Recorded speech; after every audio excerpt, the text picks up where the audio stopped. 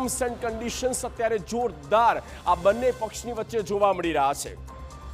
આગળ વાત કરીએ શાંતિ કે પછી સંગ્રામ, જેની આપણે શરૂઆત કરી આ બુલેટિનની, અને એવું એટલા માટે કારણ કે જો આ બંને પક્ષની કેટલીક મહત્વપૂર્ણ વાત એ બુલેટ પોઈન્ટ અમે આપણે સ્ક્રીન પર બતાવી રહ્યા છીએ।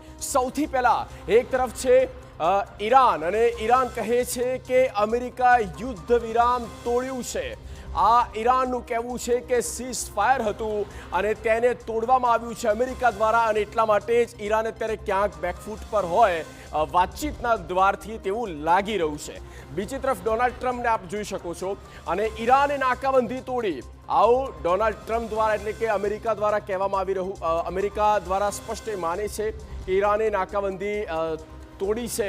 ત્યારબાદ અમેરિકા વાતચીત માટે ગંભીર નથી, અને સામો પક્ષ કહે છે કે ઈરાનની શરતો માની શકાય તેમ નથી। ત્યારબાદ હાલની સ્થિતિમાં શાંતિ વાર્તાનો કોઈ અર્થ નથી બનતો, અને બીજી તરફ અમેરિકા કહે છે કે ડીલ ના થઈ તો ઈરાનમાં ભીષણ હુમલાઓ થશે।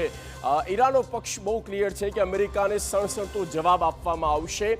એટલે કે હવે જુઓ આ સ્થિતિ એવી આવી છે કે એક તરફ યુદ્ધની જોરદાર ધમકીઓ તો આપવામાં આવી રહી છે, અને બીજી તરફ તેઓ સ્પષ્ટ માને છે અમેરિકા કે અમે વાતચીતના માર્ગે આગળ વધી રહ્યા છીએ।